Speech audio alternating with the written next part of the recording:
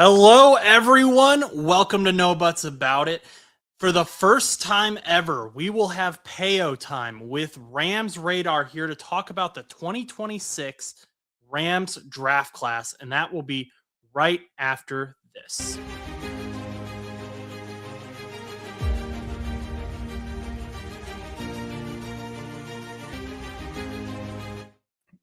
Hello, how are you?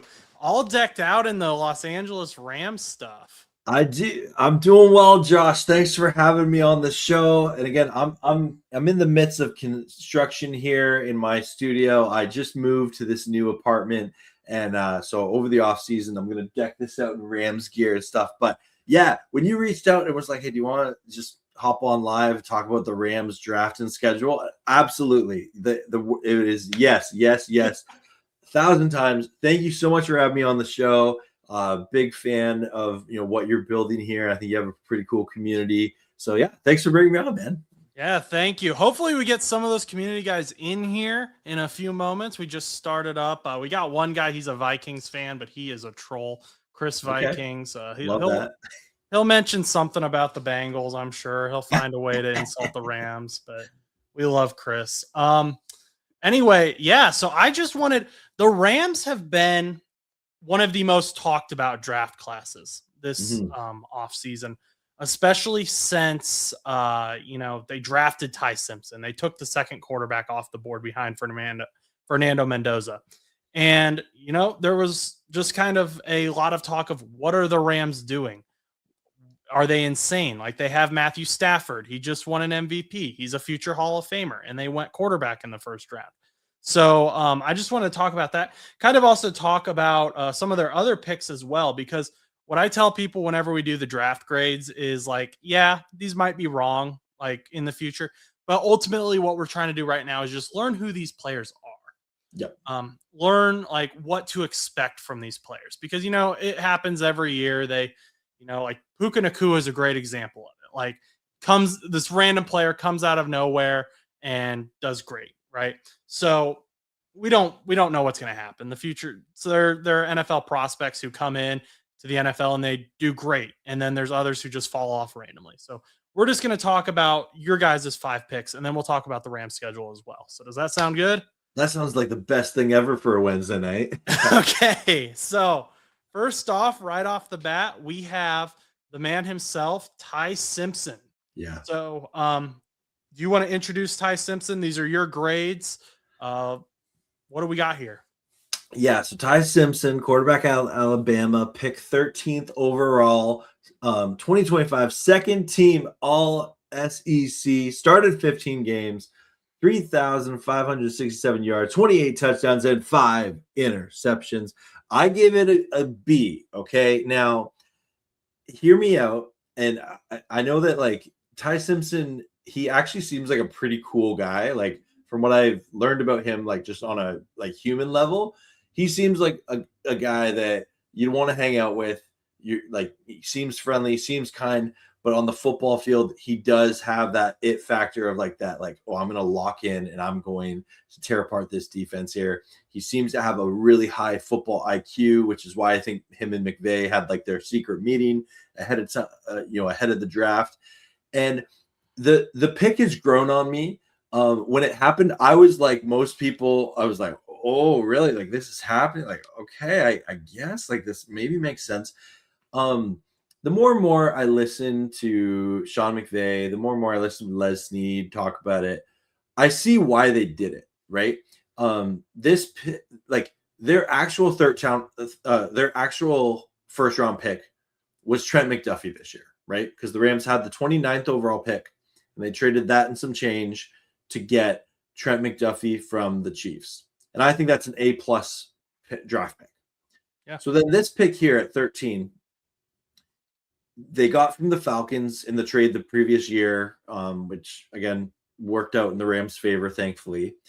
And a lot of people like myself thought they were going to go either, maybe they do wide receiver, maybe they go tackle, maybe they do another corner to add in there. Who knows? And so then they go to Ty Simpson. And you do look at the micro, like this season, like the Rams are all in. They traded for Trent McDuffie. They signed Jalen Watson. They they're pushing all these pieces in to have another Super Bowl run. The Super Bowl's in SoFi next year. Why would you pick a quarterback at 13 who is not going to help you this season at all? And I think the more and more I think about it, the Rams did not pick Ty Simpson to be their quarterback this year, right? They picked him to be the future of the Rams quarterback position. And I don't know about you, but I've been on the quarterback carousel ride before, and it sucks, right? And I'm so glad that the Rams are a competent enough organization to be like, you know what, we have an opportunity to get a draft prospect that we believe in. Otherwise, they wouldn't have drafted him. Let's go do it. Okay, let's do it at 13. We have a pretty stacked roster. We made it to the NFC Championship game. There's not a lot of turnover on the Rams roster this year. So they have guys in their prime. They have guys that are proven. They have battle-tested playoff experience. Let's take a guy that we can develop behind Matthew Stafford. And like, if you watch, I've watched pretty much every Ty Simpson, interview or presser since the draft. This guy gets that he just won the football lottery, right? He gets to go to a competent organization. He gets to go to Los Angeles with beautiful weather. He gets to go and have an offensive genius as a head coach. They have a competent GM in Les Snead, and he gets to learn behind Hall of Famer Matthew Stafford, who's the defending MVP. Mm-hmm. If you're a quarterback getting drafted, there is not a better situation to get drafted into. And my last point I'll say on this in regards to Ty Simpson is so many NFL fans always criticize teams of like, oh, they don't let them develop quarterbacks anymore. They don't let them develop quarterbacks.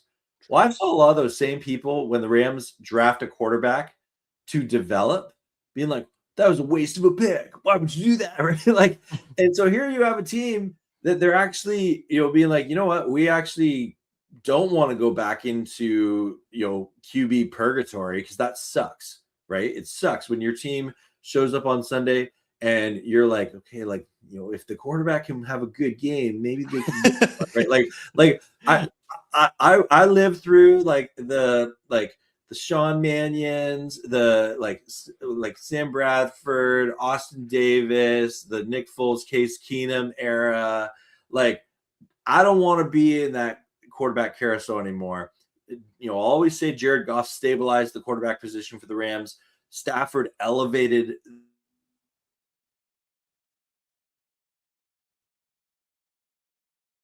and then if Simpson can continue this trajectory of high-level quarterback play for the Rams, I'm here for it totally. Okay, so I guess where my criticisms were, at least on draft night, they've changed a little bit. Yeah. But Ty Simpson was pretty, I mean, there were rumors he would go late first round, but he was pretty well set in that second round spot. Do you think that he wasn't going to be available in the second round? I've got the PFF big board rankings. They have Ty Simpson as a 29 spot reach, so almost an entire round. What do you think about that? Because you could have gone wide receiver, you could have gone tight end, which you did do in the second round. You could have gotten like a Kenyon Sadiq or Mekhi Lemon or someone who was going to elevate this offense under Matthew Stafford immediately.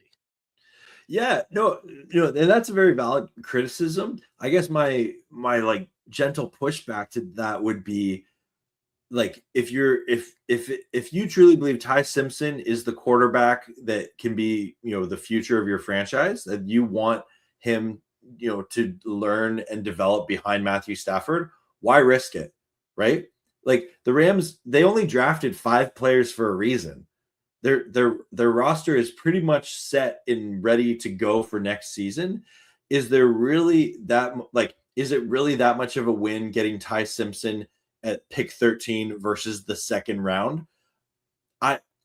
You could even make the argument of, okay, if with the first round you get the 5th-year option on that rookie contract. That's kind of nice at the quarterback position. And like, if you see a guy that you like, take him, right? Why play with your food, right? Okay. Now, why play with your food? I like it. There is like this, I guess, debate of, or maybe not so much debate, but they've talked about how Les Snead does have a relationship with Ty's father. They're both like football, like Ty's the son of a former coach. That Les Snead was one of the guys that Ty's dad reached out to of, should Ty come out this year? What do you think? And it sounds like Les Snead made a promise of, if Ty is there at pick 13, we're going to take him. Does that concern you at all, that maybe there's a little bit of, not nepotism, but a little bit of favoritism there? Again, valid question. I've heard the rumors or conspiracy theories, however you want to talk about it. I'll say this: Les Snead has been a GM for the Rams for a long time. He is oddly enough, I would say he's an underrated GM. He's the best general manager in Rams history, and one of the best ones in the NFL right now. And sorry, someone's committing crimes outside my house today. But staying school, kids. But I'll say this in regards to that whole rumor about like the relationship and stuff like that. That's part of football. That's part of pro sports, right? Like, we live in a society that is highly relational. They say, it's who you know, things like that. I don't think Les Snead would be a good GM if he didn't reach out and talk to Ty Simpson's dad. But I also don't think Les Snead would draft a player just to do a favor or a solid for a buddy. He's not going to put his team at risk. He knows what a special window he has right here, right now. And if drafting Ty Simpson at pick 13 was to like impress one of like his high school buddies or something like that, I do not have faith that Les Snead is that full of himself.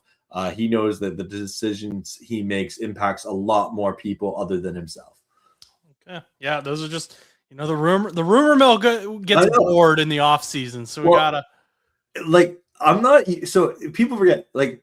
I'm not used to the Rams having first-round picks in general, right? Like, they've only had one in Jared Verse a couple years ago.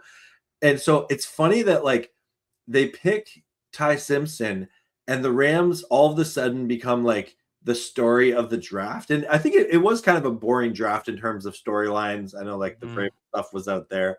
But, like, in terms of the actual, like, draft, the Rams were kind of like the team that did something that was unexpected and it kind of blew up, right? And then you have like McVay's reaction to it that was criticized, and like he's publicly said there was something else that he was kind of grumpy about, and he apologized to Ty Simpson that like it was received that way.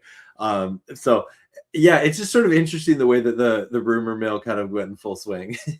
Yeah, and there's always the chance that like Sean's not lying. I'm not saying that's true, but like, we live in a society now with phones being everywhere that everything is so analyzed, like hyper-analyzed, body language, tone. Like, these public figures have to be on their A game all the time. If you slip up, someone's going to read into it. I mean, there are body language experts on the news who come in and they're like, oh, well, they gave him a side hug and instead of like a full frontal, they hate each other. Like, it's just like, weird stuff like that.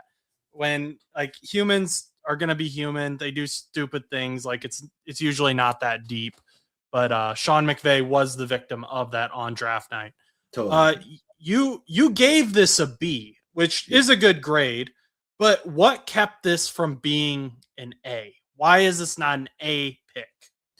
Yeah, so I give it a B just for the sole reason of it's not a bad pick getting a quarterback to, the Rams did have a need at the backup quarterback position. I don't think that they necessarily wanted Stetson Bennett to be that, number 2. Jimmy Garoppolo looks like he's going to retire. So the Rams had a need at the backup quarterback position, but I can't help but think like, okay, there's players they could have drafted there that would have helped right now. Like, they could have been a starter this season, right? So I didn't feel comfortable giving it anything less than a B because I don't think it's a bad pick. for the reasons that the Rams did it. And the reality is only time will tell is if this was a good pick or not. And like, I hope that Ty Simpson, he learns from Matthew Stafford, he learns from McVay, and he just like he's a human sponge so that when the time comes for him to get his opportunity to be, the Rams starting quarterback, that he just plays lights out. Like that's the hope, right? And then obviously like my pick, like, Payo Time only give him a B. Obviously, all the like, well, actually people on the internet will be like, he should have been an A+. Like, I'm just a dude on the internet that loves the Rams. My grade won't matter if Ty Simpson proves me wrong. And I'll be happy for that. But I didn't feel comfortable giving it anything more than a B, just because to go back to the very valid criticisms of like it doesn't help the Rams this season. Right. Yeah. No. And I'm the same way with draft grades. Like there are guys that I always try to remember these are humans. That can be easy to forget. Yeah. And whenever I give a grade that maybe isn't the best, it's like, first of all, who am I? Like, who cares? Second of all, like, prove me wrong. Like, do it. Like, I want you to. I am not going to be upset if I am wrong, especially like a Bengals player. I'm not going to be mad that I was wrong about a Bengals player being better than what I said they were, because again, I'm just a guy. Like, go out and do it. Yeah, let's move on to talk about Max Clare out of Ohio State. You gave this an A. So he was round 2, pick 61. You guys went tight end in round 2 last year as well with Terrence Ferguson, I believe. 2025 first team All Big Ten. He had 448 receiving yards and 2 touchdowns. I put those there because I think, at least from my understanding, what I've read, what I've seen, he's more of a receiving tight end than a pure blocking tight end. Has some work to do in that field, but you really liked this pick. So what are your thoughts here? I'll tell you why I like this pick, Josh. So last year, the Rams at a 13 personnel built an offensive juggernaut, right? Especially like mid to late season, like there was not many people slowing them down. And like, even, people were always talking about the Seattle defense. Like the Rams 13 personnel could give that defense fits, right?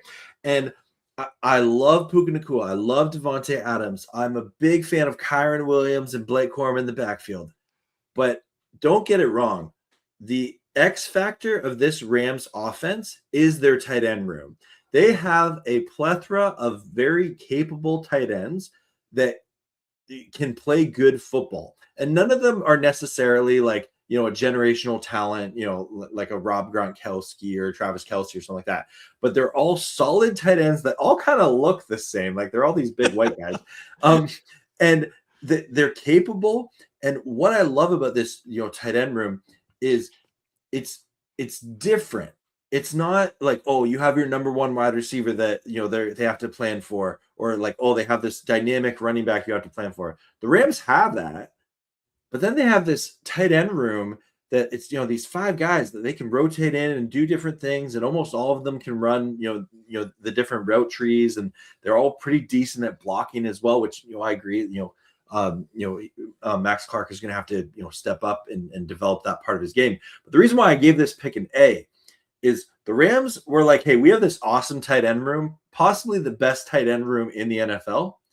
We're going to add to it, because what makes this room like so unique is the depth of it, right? With Davis Allen, with Tyler Higbee, with Terrence Ferguson, with Colby Parkinson, right? Having this tight end room with depth to it is its strength. If one of these tight ends gets injured, which we saw with Higbee last year, they don't have to miss a beat, right? And that's not just in the passing game, but in the run game as well. And they can do some really cool things with Blake Corum and with Kyron Williams at the backfield, because they have these tight ends that are not necessarily these elite receiving tight ends, but they can play the position really well. And it doesn't matter which one of them is on the field. So that's why this was my favorite pick of the draft.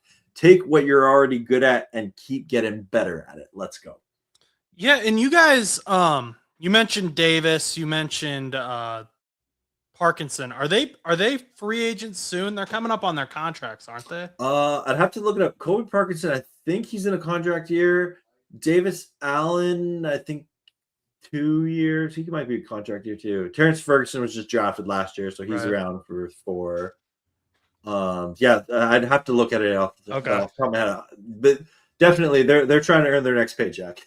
Right. I mean that's a contributing factor as well to like adding to that, especially when you're yeah, see, I told you Chris was gonna jump in.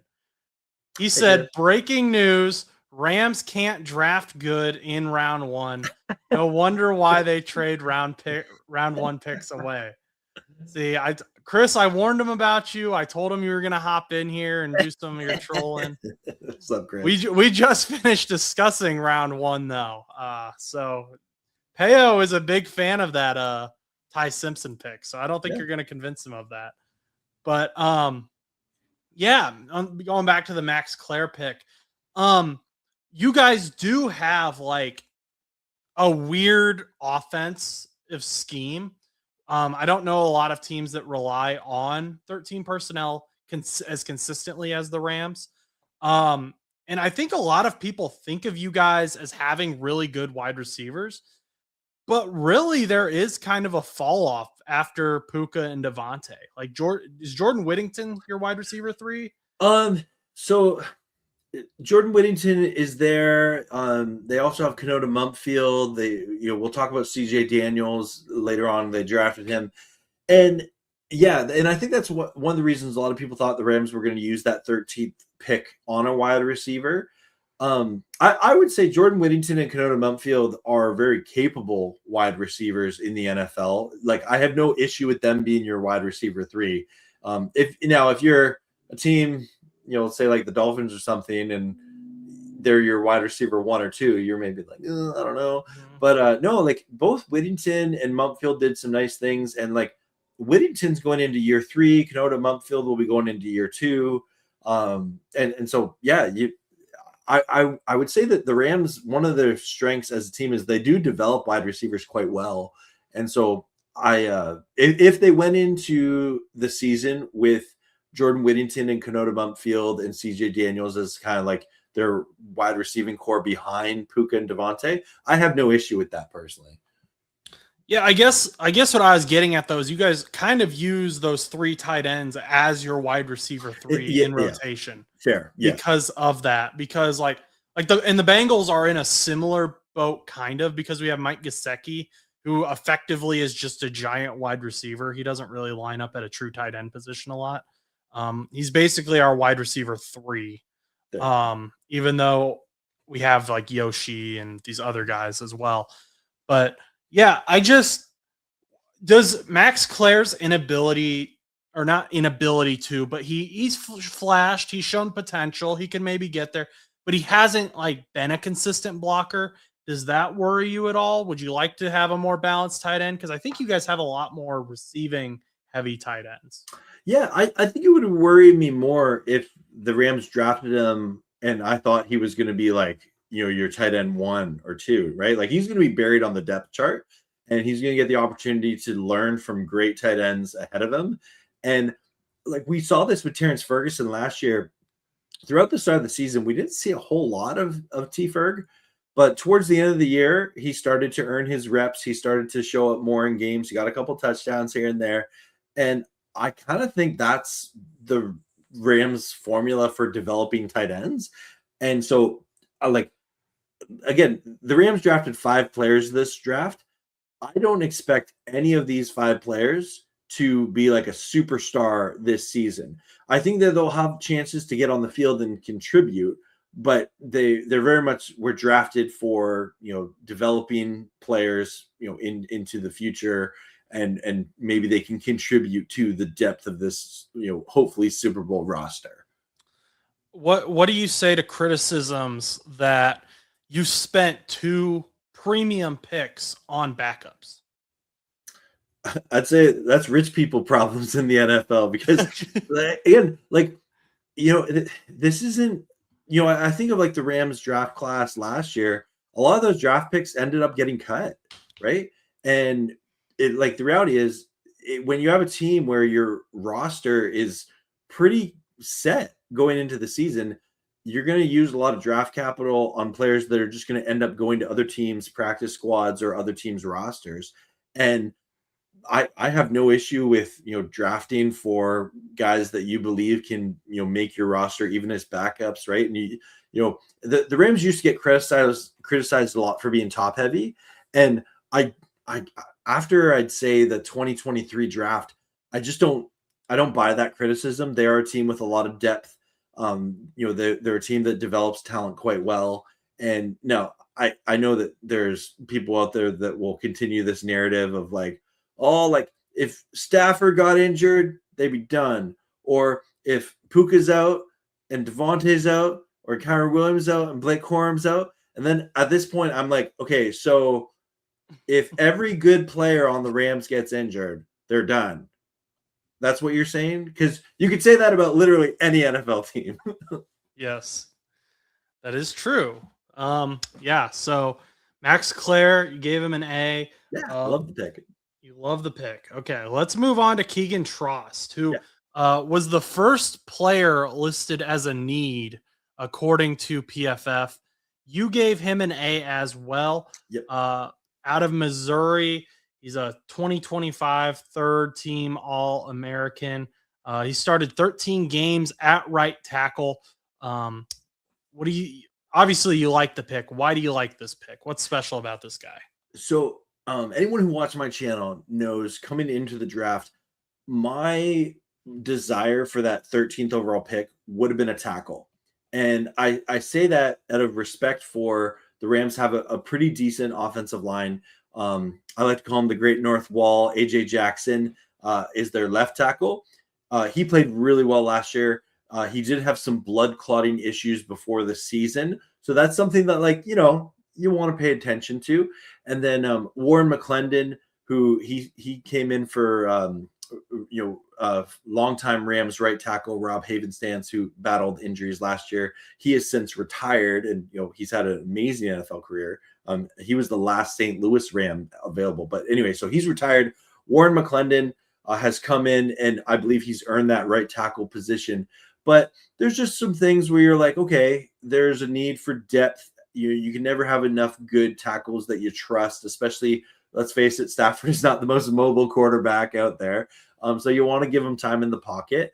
So when they drafted Trost, and I didn't know a ton about him coming into the draft, but the more and more I looked into him, I'm like, okay, like this is a guy they can swing around. Like this, he can play all five positions, but I'm guessing he'll primarily be a backup tackle, just given what the Rams' needs are. And yeah, I really like the pick a lot. I know when it comes to tackles, you never know until 1 or 2 or 3 years out if they actually develop, right? And like AJ Jackson, the Rams' current left tackle, he was an undrafted free agent who developed into a starting left tackle. So I like what the Rams do. I think they are one of the better teams at developing offensive linemen, and I think that Trost, he totally was drafted because the Rams need more tackles on their roster. And I think out of all of this rookie class, he's probably the one that has the most opportunity to actually see the field a lot, in my opinion. Yeah, I think what's interesting about Trost is all of his pass protection numbers are really good. He looks good. He has good film. There's some things you may need to work on a little bit, but he gets his hands up. He has that pushback, keeps his feet square. He's got the fundamentals. Yeah. But his arm length has been like the major concern. That's what everyone said. His arms aren't as long as they should be for an NFL tackle. That's going to cause some problems. Could you see him becoming a guard in the NFL? Yeah, maybe. And that's not unprecedented, for the Rams to have players kind of change their position along the offensive line. And I think if anything, that would be something we would probably hear about, in training camp. If we see him in the preseason, getting reps, at the guard position or something like that, that might be something to watch. But the Rams beat reporters do a pretty good job of reporting stuff like that. I haven't seen any report other than like speculation from guys like you and me of like that being a possibility. And so who knows? Who knows? Is I know that Dotson and Avila, Steve Avila. Yeah. Steve Avila. I've heard it like 15 different Yeah, ways. Steve Avila. Yeah, sorry. Yes. I messed it up the first time. Yeah, yes. Yeah. But they've been set there for quite a bit, and I believe Steve A was recently extended. Was he not? Am I misremembering that? No, he has not got an He extension has yet. not got an extension. Okay, I must be misremembering something there. That's okay. Um, do you think that the Rams may move on from one of those guys, and that's where Trost could come in, or what's your? That's an interesting question. It could be. I really think there's a couple things that are at play right now in terms of contract negotiations, because you have Stafford, who's in a contract negotiation because like at this point in his career, Stafford and the Rams have said like just every year they're going to renegotiate what he does. Then there's the Puka Nacua extension that's supposed to come this year. So I think that those are kind of some priorities that are, there for the Rams front office. But it's not uncommon for the Rams, to drop some contract news throughout like the month of July. And so maybe we see something about that. I at the end of the day, you can't pay everybody, right? You do have to let some people go. And that might be one of the situations where even K Dot or Steve Avila, like they get moved on from there. In that situation, I think they would keep K Dot because he is one of the best guards in the NFL right now, but only time will tell. Right. Yeah. I'm just looking for a way. You want to get your 5 best players on the field at all times. So that's kind of how the Bengals have been dealing with that a little bit. Our O-line got really bad and then all of a sudden got a lot better with depth. And then it became like, how do you get all these guys on the field? Which Right. the national media hasn't caught up to that narrative yet, but the rest of us have. That's why we have podcasts like this. Exactly. But yeah, so Trost again, Payo gave him if I can find it, an A. So we will move on to CJ Daniels, someone we alluded to earlier. Transferred from Liberty to Miami University, played in the national championship last year. Round 6, pick 190. Does this say 1? My timer is right over the top of that. 12 starts, 7 receiving touchdowns. And Payo, you gave him a B. So let's talk about Mr. CJ Daniels.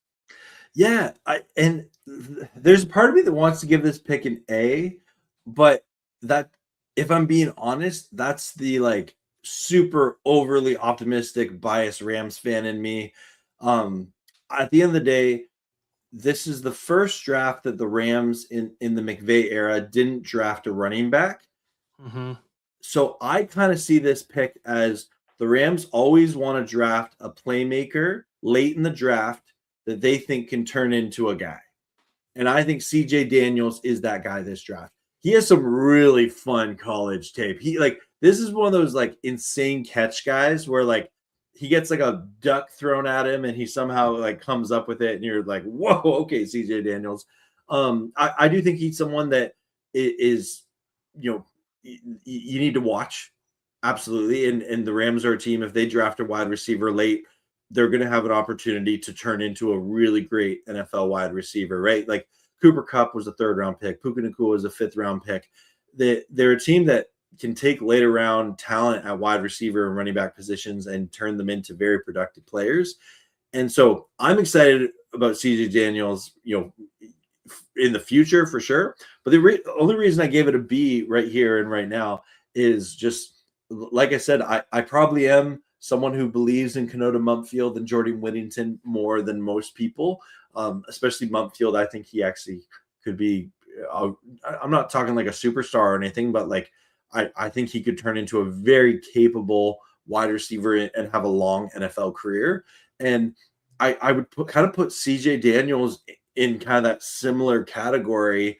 And I'm excited for when the preseason comes and he scores his first touchdown. I'm going to be stoked, right? Especially like if Ty Simpson is getting some reps in the preseason, throwing it to CJ Daniels, I'll go nuts, right? I'll be hosting a watch party for it and I'll go crazy.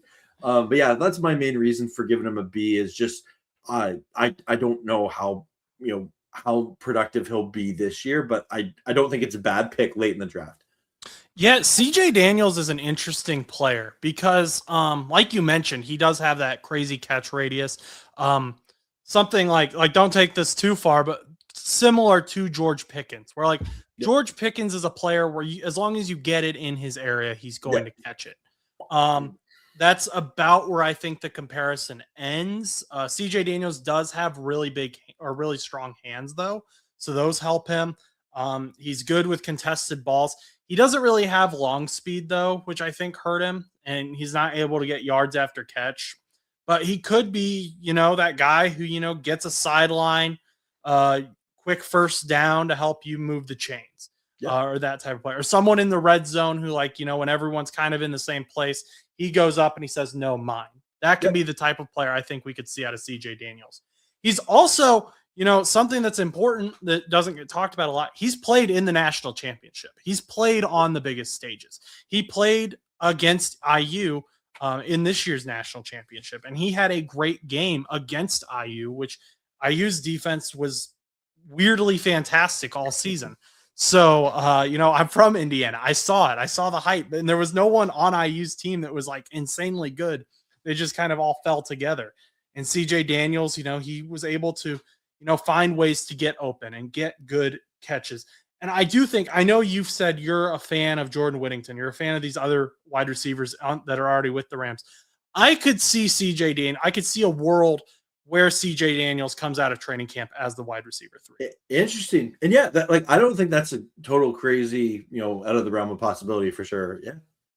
Yeah. I think he brings you something because he is a good route runner, which Devontae is obvious. Devontae and Puka are both fantastic route runners. Yeah. Devontae's got the size. Puka's got more of the speed. He's got a little bit of size, but not Puka's as much. Got the muscle. Yeah. That's a good way of putting it. But CJ Daniels, I think he's gonna just catch the ball and fall down. Like that's what he has to do. And he doesn't need to be Devontae Adams. I don't know. Like I remember playing football as a kid. I remember I had a coach that would drill it into me of as soon as the ball touches your hand, bring it to the body, right? And you just stand there doing it, right? And yeah, so that kind of the epitome of that drill. Yeah, no, I mean that's what whenever I watch CJ Daniels tape, or saw him playing, because I did watch some Miami games this season. Whenever he would catch the ball, it was him just going I imagine a little kid going, "Mine." Yeah. That's how he plays. Yep. And so I think that is something the Rams need, and he can come into this situation without needing to be something that he isn't. Yep. So, I really like this pick. This might be my favorite pick of your guys' draft. I know a lot of Ram fans that would agree with you with that. Yeah. Because he was listed as 118 on PFF's big board. He's considered a 79 spot steal for you guys. So, fantastic pickup. Do you have anything else you want to say about CJ Daniels? No, I'll just say I hope that he proves me wrong and turns into an A++ draft pick. But if nothing else, it's cool to draft a wide receiver late that you can have genuine excitement about heading into his career. Yeah, and I don't think based on where he was picked, I don't think he needs to be. Again, he doesn't need to come out and be a wide receiver 1. Yeah. If he's a wide receiver 3, if you get a high end wide receiver 3 in round 6, you're doing great. Let's go. Yeah. So another guy who was considered a steal by PFF, this player by 88 spots. Wow. Tim Keenan III. You gave him a B. You stick with the A's and the B's for you didn't want to be too negative anywhere. I really do like the draft, I'd be honest. So Tim Keenan had 16 combined tackles. I believe he had 2 sacks, 1 forced fumble, and 2 fumble recoveries. Again, my timer is just covering up my entire graphic on my end. So, 2 sacks, 1 forced fumble, 2 fumble recoveries, taken in 7th round, pick 232. Tell us about Tim Keenan. Yeah, so the Rams defense, you have your elite guys, right? Like the Byron Young, Jared Verse, Kobe Turner, and Braden Fisk, like that front four, that's scary, right? That's scary. Like that's NFL offensive coordinators' nightmares the night before the game. But then you have the back end, which they've addressed through trade and signing, like Jalen Watson, Trent McDuffie. And then at the linebacking core, you have Nate Landman, who came in, did a phenomenal job last year, right? Mm-hmm. And then the Rams actually have a really good safety room, right? Like, guys like Quentin Lake and Cam Curl and Cam Kitchens. But there's it just seems to be like a defensive philosophy for them. I don't know if this is a Chris Shula thing or a McVay thing, but like they just love to have rotational pieces on the defensive side of the ball that will get opportunities to contribute, right? And I think that this is one of those picks that kind of fits into that wheelhouse. This pick did not surprise me one bit, just because I think that the Rams like to have those rotational guys that they can continue to develop. They're never going to be dependent on like those guys to make that game-changing play or things like that. If it happens, cool. But guys that can come in, they can contribute. They can know they're smart football players, which is very much what I get from Keenan. And he like when I hear him talk, he sounds like a Rams defensive player already, just from like his first press conference. Emotional guy, loves football. And I totally see a press conference in the future where Sean McVay calls him a stud. Yeah, or I guess I should say, I did a video when we were kind of talking about potential like head coaching hires, and Chris Shula was on that list. So I did a video kind of talking about his defense. And one of the things I talked about a lot was Chris Shula likes to rotate players out. He keeps players fresh, keeps a lot of hybrid movement. Nate Landman was kind of the main guy he did that with. He would have Nate Landman either play like a linebacker role, but also like run up on the line to be more of a defensive tackle a lot as well. So yeah, that's a good point. I do think Tim, and you can disagree, Tim Keenan is going to be more one-dimensional, and that I think we'll only see him on like run-heavy plays. Yeah, I can see that. Yeah. Yeah, he doesn't strike me as a pass rusher in any way, which at defensive tackle, you don't necessarily need that. But I think he can clog that middle gap, which could be huge. I mean, you got Jeremiah Love in your division now. You got Christian McCaffrey in your division now. Assuming Zach Charbonnet bounces back for the Seahawks, he's pretty good. So, stopping run games is something you guys need to be able to do. Absolutely. And I didn't even mention when I was going off on the Rams defense, like Poona Ford, right? And so if Keenan's coming in here and he's going to learn from Poona Ford and, give him a breather every now and then because he's a big man, I'm okay with that. Yeah, no, I'm a big man too, so I completely understand needing a breather. But yeah, I think this could be a really good pick. And some of these players would be really bad picks on any other team, but because they're with the Rams, I feel like they fit really well into your system. And Tim Keenan is one of those guys. Like he can rotate out with Chris Shula. I don't know that he would be as good of a fit with like the Bengals, just the way that Al Golden operates his defense. Yeah. So I think that's a good point. I think you do have good reason to be excited about. And again, in round 7, if he ends up being a career backup, okay, cool, right? So we got about 15 minutes here. You wanted to kind of go over the Rams schedule. We've got full schedules now. So love it. I've got this baby put together. So are you hiding behind it? I'm just trying to look at it. I'm just kidding. I'm just trying to be funny. Maybe I'm doing you're bad good. job. You're good. My usually I can make our cameras go away, but my app here is not cooperating with me. StreamYard, come on. I know StreamYard, like fix this. Anyway, though, so yeah, people can see us like pop out from behind it. But There we go. So you guys start off week 1 in Australia on Thursday Night Football. I don't know how you feel about international games, but this is a divisional game. And when it was announced that this game was going to be in Australia, I was praying that it wasn't the second matchup because I think this is going to be a really good game both times you guys play. Yeah, so I'll say this. I am an international fan of the NFL, right? Like I'm a Canadian. Mm-hmm. The more and more I am of the camp of like I just want what's best for the players to play the best football possible. If they were going to do this Australia game, and I am excited. I know of some Australian Ram fans that are so stoked for this game, and I'm stoked for them. But like honestly, I'm not super hyped about just this schedule in regards to like the Rams routine as like players is pretty whack. And starting off with the game in Australia is going to be massive. There's so many logistical things that go into that, the time zones, things like that. Once I get over that, I'm like, okay, you know what? Let's go down under. Let's have some thunder. Let's have some fun there. I do wish it was not a divisional game. I am someone that I like when, rivalry games are played in, home stadiums. Mm-hmm. But if it had to be anyone, I guess it had to be the Niners. And yeah, anytime the Rams and Niners play, it's heated, it's emotional. We all know, the Ramley knows when Niners week is. And all of a sudden my channel gets so many 49ers fans watching it that week.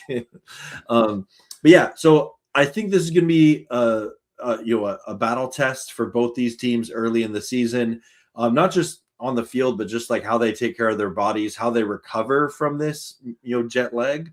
And so I am glad that the Rams the following week in week 2 have a Monday Night Football game. Yeah.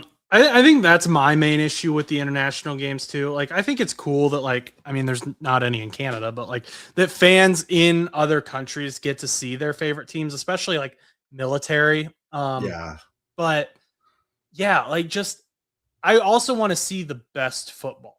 Yeah. And when you get into these divisional games, it can be like that can make or break the division. Like we could easily get into a situation, especially with the 49ers and the Rams, where, hey, the 49ers won the division because they won in week 1 in Australia because Puka Nacua was half asleep because he'd just gotten off an airplane. Like that type of and I don't know that we get the best version of these teams. I don't know that we get some of the fields are off sometimes. We saw that with the Brazil game last year. Yeah. It's debatable. I saw they want to go to Japan in the next few years, and I'm just like, it's gonna kill these players. But I guess money talks. Yeah, so I'm excited for that game. I hope that it ends up being a good game for the people down under. But luckily we do have a second matchup for the 49ers and the Rams coming up. Totally. Week 2, Giants. Giants are a team I really liked last year. I loved Cam. I loved Jackson Dart. Malik Neighbors was on my fantasy team until he wasn't. What are your thoughts on this game? Yeah, I think anytime you have a team that has some talented players and they get a new coaching staff in there, especially one like John Harbaugh, where he has an established pedigree. The Giants are a team that right now I think the NFL needs to watch out for, because there always are those teams that are movers and shakers in the NFL world. Giants, I would say, have the potential to be one of them. I do think it's interesting that the Rams and Giants are playing on prime time. It's going to be at SoFi Stadium, so excited for that. This will be the Rams, SoFi season opener, and yeah, I think that it's going to be a fun game. I think ultimately the Rams are the more talented team than the Giants right now, and so I'm confident that the Rams can win this game. And I don't know if you know this, but so that Broncos game week 3, that's actually a Sunday Night Football game. So the Rams are actually starting the season off. 4 of their first 5 games are primetime games. I had not noticed that, but we'll just pretend it says SNF next to Okay, that. yeah. I'm glad you got that. Yeah, totally. Yeah. Broncos week 3, as you mentioned, though, top defense going up against one of the top offenses in the NFL should be a very good game. Great matchup for Sunday Night Football. Now that we know that that's what that is, what are you scared about that game? Does that worry you? No, honestly, like I'm not. I'm someone that I remember when my team sucked. If I ever made a T-shirt, it would be like I survived the '09 Rams. Um, and so like I've watched a lot of bad Rams football in my life. So I love that in this era of the Rams, I can tune in every Sunday and expect an excellent football team to show up. Like any team, they have their bad games. They have their margin for error, which is a lot higher than a lot of other teams. But I genuinely think that this team can beat any team in the NFL right now. And if they play their best football, they are a really hard team to beat. And I think they're going to win a lot of games this year. As you can see, they're in prime time a lot. So the NFL kind of national fandom is going to see the Rams a lot this year. And I think that's been earned. Like the 7 primetime games potentially could be 8 or 9, depending on what happens week 17 or 18. But they've earned it. They're not a team like, how some years like they give like the Giants or Cowboys like 5 or 6 primetime games and everyone's like, oh, come on, like I do that. I haven't heard anyone be like, the Rams got 7 primetime games. That's ridiculous. No, everyone's like, sweet, we get to see the Rams 7 times in prime time. And yeah, so I do think that they can beat the Broncos. I do think the Broncos are one of the teams on their schedule that could give them the run for their money the most. And I think that defense will keep the Broncos in every game they play. And so the Rams will have to respond accordingly. Yeah, so I agree. And the Rams are one of those teams. I don't know why this is because I know that they're good, like intellectually. But then, like, whenever I sit down and I watch the Rams, I'm like, man, this team is really good. Like, they're really fun to watch. Yeah. And I forget how fun to watch they are when I'm just sitting down watching them because they just kind of do whatever they want to some of these defenses. Yeah. But next up, potential NFC Championship matchup preview at Eagles at Philadelphia. Both teams kind of have Super Bowl hopes. What are your thoughts on this? I had to go out. The Eagles are a team the Rams have struggled with in the McVay era, especially the last couple outings. They lost to them last year. I don't understand why the Rams seem to always have to play in Philly. It's like never at SoFi, but whatever.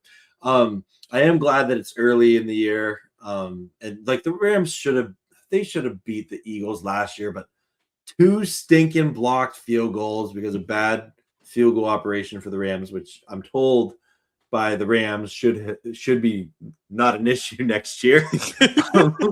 But like literally, like special teams was the Rams' Achilles heel last year, and this Eagles game was one of them, right? Like it was week 3 last year, and the Rams outplayed the Eagles, but they had 2 block kicks, and it's really hard to come back, against a good team when they're playing and they block 2 field goals. If the Rams make either one of them, they win that game.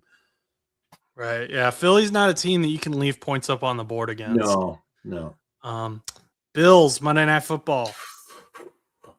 Oh man, I'm so stoked for this game. Oh man, the Rams. I'm stoked for all these games, but there's a couple on there that I'm just like, yes, let's go. This is why I watch football. The last time the Rams and Bills played, it was a really fun game. Josh Allen and Stafford have a really good, appreciation for each other, and we're going to see some high level quarterback play in that Monday Night Football game. It's going to be a fun one. But yeah, keep in mind, I know you're not asking me to do like my win-loss prediction or anything like that. I am a firm believer in any given Sunday. I've seen it multiple times. My channel started because the Rams lost to the Jets in 2020 in a disastrous game, and the Jets were winless at the time. But I absolutely think that there's going to be a lot of really good football in this schedule. I think the Rams are going to be a fun team to watch, and I think this Week 5 game could be one of the best games of the season. Yeah, you guys have a lot of really good matchups kind of to kick off the season. Then you get to week 6 against the Cardinals. I assume you think you're going to win this game. I do. And I think the Cardinals made a good hire in Mike LaFleur. I think I am a fan of the Jeremiah Love pick that they did. I know they have Jacoby Brissett holding out currently at the making of this live stream, but I think the Cardinals, they're going to be a team that they're going to be drafting, developing, trying to learn how to win. They have a new coaching staff in there. I don't think the Cardinals are going to be by any means like just a pushover team, and I think that if they use that trio of really high quality running backs that they have, they could be a tough out for any opponent. But I do believe that the Rams' talent and just coaching staff is in a far better place. So I think the Rams win. Okay. And then next up, Raiders. Maybe we see throw Ty Simpson in for this game just for fun. Get a little Fernando versus Simpson action. Why not? That would be kind of fun. I hope that doesn't happen at all, because if that happens, that means something bad happened to Stafford, and we don't want that. I think the Raiders. I'm really excited to see what the Raiders do, just in terms of offensive scheme. Kubiak is a good coach. I think that was a good hire by them. I think it was smart to bring Kirk Cousins in, to kind of be that mentor to Fernando Mendoza. So yeah, we'll see. And by the way, if Fernando Mendoza sits this year, did the Raiders waste a pick? I'm just saying.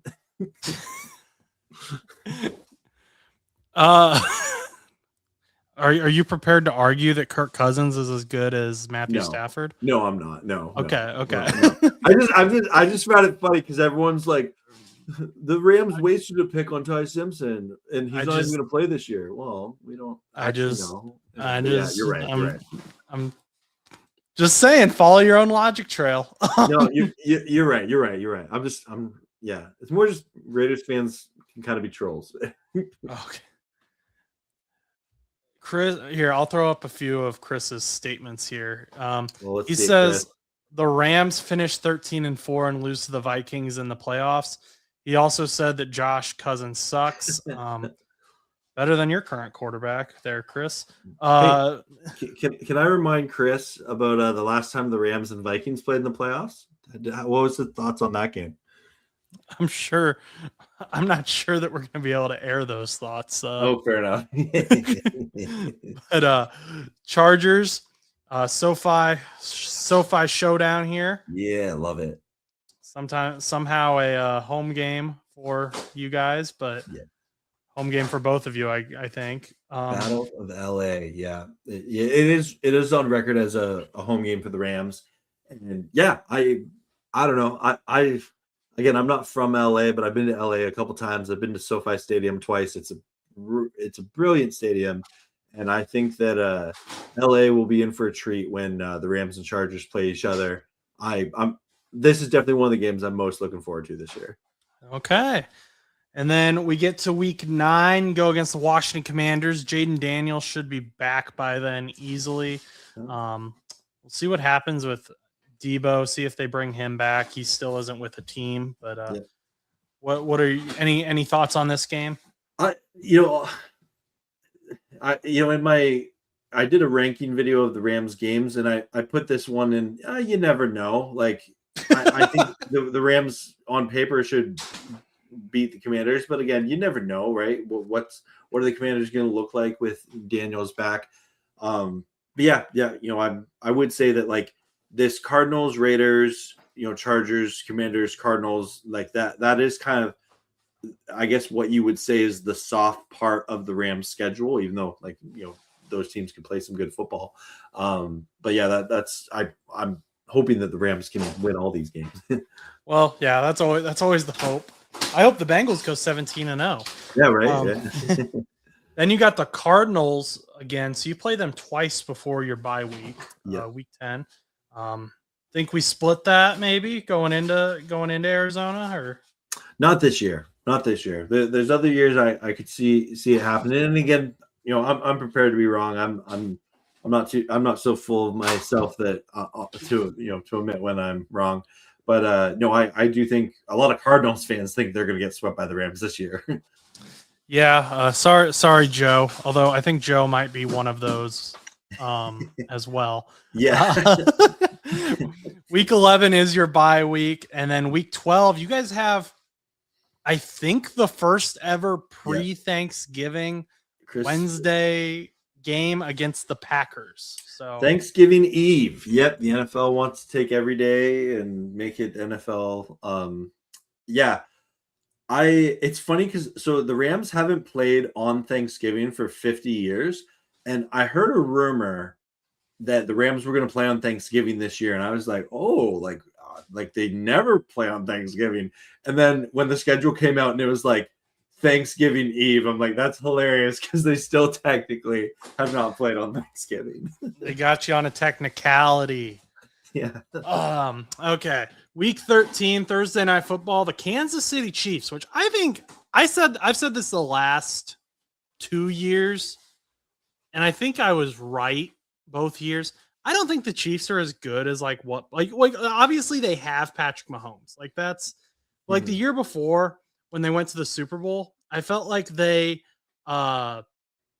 were overshooting kind of there. They got lucky a lot. And then last year they had some injuries and they kind of struggled again. And I just Chris's response just came in. I'll show you that after we finish the Chiefs. Okay, but the Chiefs, I think the Rams could very easily win this game here. What are your thoughts? Yeah, everyone, whenever the Rams and Chiefs play, they always go back to that 2018 barn burner Monday Night Football game that was just like points at the wazoo. And maybe we see something like that. But honestly, dude, like everything with like Rice that's coming out and like I don't know if the Chiefs are going to be as good as a lot of the other teams in the AFC right now. And we'll see. Like Mahomes, his injury like is probably one of the biggest question marks in the NFL right now. Is like how healthy is he? Does he miss time?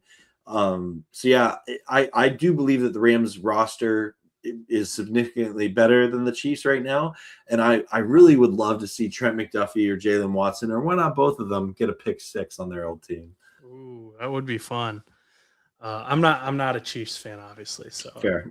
This is what Chris said. I do remember that game. I also remember when you face masked Darnold and got away with it to end the game. Your own player came up with a terrible excuse. He didn't even believe it. Yeah, Chris, I'm not gonna lie. Yeah, you're right. I remember watching. I know exactly what play he's talking about. When Byron Young is holding his head, being like, "Oh no!" Right, and then like at the end of the day, when he's just like, "It was so loud, I just had to cover my ears." It's like, no, it's because you thought you face masked Darnold and they didn't call it. So that's fair. But that was a regular season game, the playoff game. Yeah, I think you know what I'm talking about. But fair take, Chris. Fair, Chris. There have been some interesting face mask calls. There's one. It was against the Ravens, and I think it was in Thursday Night Football in Baltimore. And Joe's helmet gets like turned this way, like completely to where like he can't even see out of his helmet. And the ref's like staring at him, and there's a no call in the red zone. And I was like, and he ended up getting sacked because he couldn't see, so he didn't throw the ball. And I'm just like, how do you miss that? Like it's right. His helmet is facing the opposite direction. Like that's, but whatever. Next up, I'm really excited for this game. I'm always excited for when the Rams play the 49ers because I really like Kyle Shanahan. I really like Sean McVay. I love their coaching styles, similar coaching tree, all that stuff. So I really like when those two things get to match up. And this one is placed really well because this is when like kind of the playoffs start coming into the picture more. We're about a month out and, we get a better idea of who's going to make it or who needs a few division wins to get it. Does this worry you? Do you think you split this one? I don't know, man. It's so tough with the 49ers. I just don't know how it's going to go. I get excited every time the Rams 49ers play right up to the game. And then during the game, I just go insane. I'm super nervous. But then when the Rams win, I get super stoked. When they don't win, I'm like, I quickly forget about it. I'm like, oh yeah, that game happened, whatever, right? Yeah, again, the 49ers, anytime you have a team that was so banged up the year before, there's got to be so many question marks going into it, right? Like, is CMC going to keep producing at the same level, right? Like, or is Father Time going to catch up with him at some point? Trent Williams, I feel like Father Time is constantly catching him at left tackle. Like, he's still a good one, but he just, they're a team that struggles to stay healthy, right? Mm-hmm. So yeah, we'll see what the 49ers look like week 14, in this season. Okay. Next up, Cowboys. Yeah. They're a weird team. They've got like their good players are really good, and then they're got a bunch of like below average players, I feel like. So I am someone that I think the Cowboys overachieved last year. Okay. They won some games they probably shouldn't have. I don't see, like, it's funny. I feel like Cowboys fans often will say like, "Oh, we're everybody's Super Bowl" and stuff like that. I don't see that. Like, I don't think that they're this like bad team. Don't get me wrong, but I don't think they're this particularly good team either. I kind of see them for what they are. I was like, oh, they're a like middle of the road average football team. Right. I'd agree with that. Like, and like, that's arguably the most boring type of football team there is. Yeah, I'd agree with that. But week 16 on Christmas Day, this sucks for you guys. Your first division matchup against the reigning Super Bowl champions is on Christmas, and then you get them twice within 3 weeks. The first one, week 16. You're grabbing at your face. So does that mean you're worried about this? What are your thoughts here? I think coming into the schedule release, I really wanted one Seahawks matchup like in the first 8 weeks of the season, and then one in kind of the last 3 weeks of the season, and then lo and behold, they give us two of the last 3 weeks of the season. Yeah, like what else is there to say? Like, the Rams and Seahawks, all three of their games last year were some of the best football we saw as NFL fans. Like, they're just fun games. There's controversial calls. There's like from both the refs, from the players, from coaching, everything that you could argue. I know I'm showing my Rams fan bias here, but there was some Amazon interference from the broadcast. But anyway, all this to say, they were, as football fans, we were treated. That NFC Championship game loss still stings, that's for sure. But the Rams and Seahawks are two of the best teams in football right now, and I'm stoked for them to play. I hope that both teams stay healthy all season long, and we can have these epic showdowns at the end of the season. And I'm hoping the Rams can somehow sweep the Seahawks. Okay. Week 17, the Buccaneers are sandwiched right between the two Seahawks games. You're going down to Tampa. You got an angry Reuben Bain Jr. lining up across from your offensive line that we've talked about a little bit at the beginning of the show. So Buccaneers, what are your thoughts there? Yeah, I want to quickly look something because I always get the stat wrong when I say it. Yeah. So since 2012, the Buccaneers have only beaten the Rams twice. Okay. How many times have they played? So out of 20, so 1, 2, 3, 4, 5, 6, 7, 8, 9, 10, 11 times since 2012. The Rams and Buccaneers have played, including playoffs. The Rams, and historically, the Rams do really well against the Tampa Bay Buccaneers. It's just sort of this weird thing in the Rams like history that like the Bucs are one of those teams that the Rams, even when the Rams are bad, they've always kind of given the Bucs trouble. So all this to say, I do believe the Rams will win this game. I do think that former Rams legend quarterback Baker Mayfield, even though it was a short stint, but it was a memorable one. Well, 1 week, 2 weeks, the Christmas Day game, 2 weeks. I'll fight for that. But anyway, all this to say, I think that it's interesting that this is a late game in the season, And I had a conversation in a group chat with some Ram fans about like, do you think it's realistic that both week 17 and 18 get flexed into primetime for the Rams, and the Rams have 9 primetime games, which would mean like over half their schedule would be in primetime? I don't think that happens, but like it's a possibility depending on how well the Bucks and Rams and Seahawks do. So all this to say, I'm confident the Rams can win this game, and I'm hopefully they have all the momentum they need in that Week 18 matchup against the Seahawks, and we'll see if that game matters. Yeah, I could see a scenario though where like the Bucks need to beat the Rams to win the NFC South, and the Rams need to beat the Bucks to win the NFC West. Yeah, And so that kind of becomes, a primetime game. And then like, or even maybe it's like they need to beat the Bucks and then also beat the Seahawks to win the NFC West. So both of those get flexed. That would be a lot of primetime football for the Rams. I don't know what the record is for most primetime games in a season, but that 7. 7. Okay. So you guys would blow that out of the water. Yeah, well, they're going to tie it this year, but yeah, so we'll see. But Seahawks, you finishing out, seeing if that game even matters. We don't know. I got the projected strength of schedule per Sports Illustrated. This was, a lot of times when you do strength of schedule, you look back at the past. This is looking at how they expect all these teams to do. So this is a future estimation. And it's looking like your schedule is going to be just over an average of 500. So mostly winning record teams on there, which I agree with. Yep. With a projected win total of 10.5. Do you think that's low? Do you think that's high? What do you? I'm hoping it's low.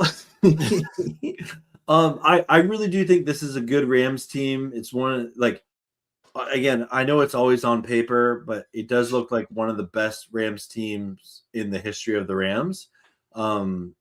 I can't help but think like I don't think it's crazy to think this Rams team wins, between 13 to 15 games, right? Like I don't know, like I would love to say they're going to go 17-0, but I just don't think in the modern NFL that happens. But I do think that this is a Rams team that's ready to win a lot of games. Awesome. Okay, well, Chris's final question is just when am I going to do the Vikings schedule? We can do that maybe next week. I don't know. He keeps saying the Bengals suck. Why? I don't know if I want to.